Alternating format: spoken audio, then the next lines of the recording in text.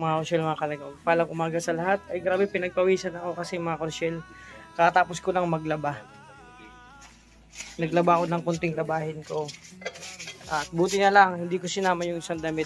Yung kulay pula kasi nagkukulay pala yun. So welcome sa aking channel, LPTV. Sa bagong pa lang sa aking channel po, support po tayo, Ruth Malalag, Rachel Morales, Raw Boys and Raw Girls. At sa lahat ng mga kasama kong charity vlogger. At ano yung likod? May ligo na, kaligo lang kanina. So umaga kami nagising. So actually mga kasyel, dito ulit kami sa Malalag. O, di ba? Dito ulit kami sa Malalag. Sa bahay nila Dudong, sa Home Sweet Home. At ito yung, hindi ko na vlog kanina. Ito nagkukulay, syempre yung sombrero natin. Yung baong kong sombrero, pagpalit-palit. Nilaban na natin dito. Kasi hindi man pwede yan i-washing. No, o kaya ipalaundry. So ito nagkukulay pa rin yung damit na yan. Wala na ako dati. Isa kong damit dati, nagpalaundry ako. Sinama ko yung pula. Ang daming nasayang na damit. So ayan, syempre maaga pa lang. Mga Rochelle, marami ng bisita dito si Dudong. No, mga nagmamahal. Pinakalabis na kagana. Ayan sila nanay, oh. Oh. Hi, Nay. Hi, kamusta po? Kumusta ba yung adlaw? Mga taga rito lang sila? Dito lang kayo sa... mga relatives. Iba, kapitbahay. Ayan, pa-bless ako. Siyempre, bless tayo, mga lola. Ang gaganda ng mga lola natin. Ito, lolo. Lolo, pa. Lolo. Ayan. Nagkape na po kayo? Ito, may kape dito, oh. May suman. Ayan, dito mga Rochelle, maaga. At syempre, marami ng binisita agad si Dudong ng kanyang mga minamahal na supporters, mga senior.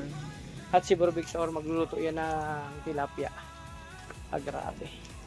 So, antayin na mga Rochelle yung karugtog ng aking vlog, yung kaganapan ngayong araw. So, mamaya mag-iikot kami ni Kim. Punta kami sa... Saan tayo pupunta, bro? Papagupit? Tapos, laundry. Okay, sige. Kasi mga iniwanan kami damit dito. At yung mga nakaraan pa. So, kailangan malinis. Ako, naglaba ako ng konting gano'n lang. Magbiyahe na kami. Bukas, ang plano? Kalakuyak Clip. Clip. Pagdating kila Clip, ilang araw tayo doon? 3 days. 3 days. Tapos tayo biyahe doon. na tayo. Ibig sabihin, pag alis natin, dala natin mga gamit natin? Yes. All Ala. of them. All of them All are... of them above? All of the above. Grabe, kailangan pala makaprepare na kami. Kasi Yes. all of them above. Yes. Diba? Kailangan may dala na tayong kalamansi. Yan. Paglaban natin, nandito yung mga kalamansi. Fresh na fresh. So, bagay lang po mga Rochelle. Ito muna intro. So, ingat kayo sa lahat ng minamahal nating supporters. Sponsor viewers sa lahat ng mga kapamilya natin sa YouTube industry, bro. Sa US po, family ko. Lahat. Uy, family mo yung US? Yung mga family sa US? Ikaw. Shout out mo. Mamay ko ba sa US? Shout out sa Ayun na. Italy. Oh, hi. Oh, grabe. Big time ka pala, bro. Italy. Humble. Grabe. Ito talaga. Oh, hi sa inyo. Ano sa Italy yung good morning? Good morning. Good movie. Grabe. Ano sa, ano pa yung US? US. Siyempre, English yun. Good morning. Good morning. Ako naman, bro. Mga pamilya ko dyan sa Germany. Germany. Oh. Tsaka sa, sa France. Nice accent. Yeah. Alam mo yung good morning sa Germany? Ano? Salwodza. Salwodza. Oh, dito. Oh. Tapos sa France naman, go morning. Medyo islang sila. Good morning. Go morning. Yung Australia naman. Ay, sa mga pamilya ko sa Australia. Go morning. Good morning. Yeah, good morning. Everyone. So, ayun muna. So, yan. Sa mga kapamilya ko sa mga taga Bicol. Bicol. Hi. Maayong umaga. Siyempre, may lahat tayong lokal. Wala lang magawa mga kalangka. Gumagawa lang tayo ng content. At alam nyo ba, may trivia dito, bro. Dito bahay. Ito, katabi to, no? Katabi ng bahay. Yung ginawa nila. Bro, nung unang gabi, ano narinig mo dito sa bahay na to sa taas? Di ba dapat dito tayo matutulog sa taas? Anong naramdaman mo? Kakaiba. May parang may langit-ngit ng papag. Hindi lang yun, may naglalakad-lakad madaling araw, hating gabi. May mga naglalakad-lakad po dyan na di natin mawari. Pero wala namang nakatao dyan, ha. Walang tao po dyan sa lumang bayo. So, hindi ka ba kinilabutan? Hindi naman, kinilig lang. Kinilig ka? Kasi Bro. ako na Lahat tayo dito halos kinilabutan sa dito sa dito. Kaya sabi din ng dito, may nagtanong-tanong ako diyan. Dito daw talaga sa bahay na to may nakatira. Lalong-lalo na bro sa CR. Sa CR. Ha? Ano na? May nakatira dyan. Nag. Mga ano sila, mga tribo, parang tribo-tribo din maliliit na tao. Maliliit lang. Hindi parang duwende, iba. Iba ang nakatira dyan.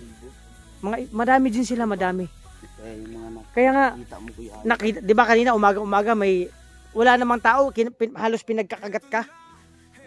Di ba maliliit na tao sila? Malilit pala yun. Ano nangyari sa'yo doon? Ba't nag-aray-aray ka? Kinagat ako.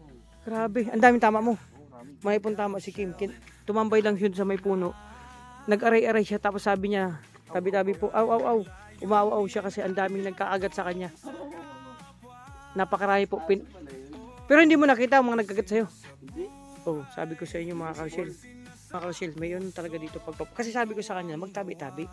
Kasi kahit ano, dapat magbigay ka ng galang pag nakawarating ka sa isang lugar na hindi pa mo kabisado at syempre baguhan ka lang, kailangan magtabi-tabi ka po. Kasi may mga halos kami dito. May mga narinig dyan sa bahay na yan. Sa ano. Pero okay din naman daw ka na yan, nadasalan na. Huwag nang ano, kinilabutan niyo ako mga Carshel. Kinikilabutan ako. At habang kinukwento ko, binabalikan ko ng ano, reminisce ko yung nakaraan. Pero si Kim po, umagang-umaga, kinagat na sila. Ang daming ano dyan, oh. Kaya pa naglalaba ako doon kanina. Si Kim, aray-aray daw siya. Sabi niya, nako, hindi niya malaman, nadali daw siya. Sabi ko, no, buti na lang naagapan. Diyan ka bro nadali dito? O dito po, nakatayo dyan si Kim dito, oh. Ay! Bro, may nakatira dyan. Yan sinasabi ko sa'yo, magtabi-tabi ka dyan. May mga nakatira dyan. Kasi pag ikaw nakatayo dyan, ayun, may mga butas po ang lupa dito. Hindi, may mga nakatira buwa, kakaibang mga ano yan. Kakaibang nilalang yan. Nakakagat yan, may mga sipit silang dalawa. Pag ikaw nakagat yan, mamaga ang kinagatan sa ito. O kahit kamay mo kayang baliin. Ang lalaki niya, no? Oh, kakaiba yan, bro. Sabi ko sa'yo. Ayan, may mga butas. Ayan, no? Nakita ko yan sa YouTube, bro, at saka sa pelikula. Yung gumagapang sila, may mga dalawang sipit, malalaking sipit. Kaya ikaw, pag nagpunta ka sa likuran, mag-ano ka dito, wag kang basta-basta tatambay dito. Sa ka ba niya nadali kanina? Di ba dyan? Nagtayo pa lang dyan. Oh. Actually, mga Carshel, si Kim kanina, talagang naawa ko sa kalagayan niya. Kasi maaga pa lang, hindi pa siya naghihilamos. Pagtayo niya dyan, kasi ako naglalaba. Gulat ako, tumalon ako, ano? Tumalon-talon ka. 2 inches. Ang talon niya hanggang dun sa puno, umabot ang ulo niya. Ang lakas ng talon niya, ang taas. Kasi sa sobrang sakit na naranasan niya kanina. Pigati. May pighati, may sakit, may kirot, ano pa ba? May paghihinagpis, may lungkot. Pero may saya. Kasi nung nakarecover ka na, nasiyahan ka na. Oo. Kasi mga Carshel, alam niyo po ba, si Kim kanina. Bro, ito yung pinagtulong-tulong sa'yo. Ito. Huwag ka nang gumante kung ano man iniisip mo mga kalangga. Ito po yung pinagtulong. Pinagtulong-tulungan si Kim, may pinaplano siya dito. Bro, wag mo na ituloy yung plano mo, kawawa naman sila. Ito po yung mga kakaibang nila lang dito, yung mga langgam na kakaiba. Ito oh, dito kasi tumayo si Kim mga kalangga. Bro, wag maawa ka sa kanila, wala silang alam, hindi nila alam ang kanilang ginagawa. Sila ay isusente. Sila ay napag-utusan lang na lahat ng gagambala sa kanila, kailangan nilang ipagtanggol ang sarili nila. Ayan oh, masisipag silang mga langgam. Nagtatrabaho sila bro, wag mo nang ituloy ang pinaplano mo sa kanila, maawa ka. Bro, kailangan nating maging maawain sa kanila. Wag ka na magpainit ng tubig, kawawa naman sila kung nagtatrabaho sila. Bro, so ito naman mga Carshel, ang mga nilalang ko siya sabi ko, ito yung mga parang alimasag ba? Hindi ko alam, parang alimango. Oh, malalaki alimango na dito. Kaya wag kang wag mo na silang, wag ka nang, yung plano mo po, wag mo na ituloy, kawawa naman silang mga nilalang dito, mga langgam, mga yan. Sabi ko sa inyo mga Carshel, pinipigilan ko si Kim. Kailangan ko siyang pigilan sa pinaplano niya kasi kawawa naman yung langgam dito, nagtatrabaho. Tapos maaga pa lang kasi sila, masipag na sila. Ayun yung bahay po nila. Kaya pala pinagtulong-tulungan si Kim dito. Mga kalangga, umaray-aray siya, umaga pa lang tumatambay dito habang ako'y naglalaba. Ayun, maawa ka dyan. No? Pasensya nyo na mga Carshel. Bro, wag mo na ituloy. Nakausap ko na yung ano doon. Nagmamakawa sila, wag mo na itutuloy yung pinaplano mo. Maaga pa lang, Hindi ko na ito. wag mo na ituloy. So yun mga ka-shell, pasensya na. Yun muna ang vlog ko sa ngayon. Sana nasiyahan kayo.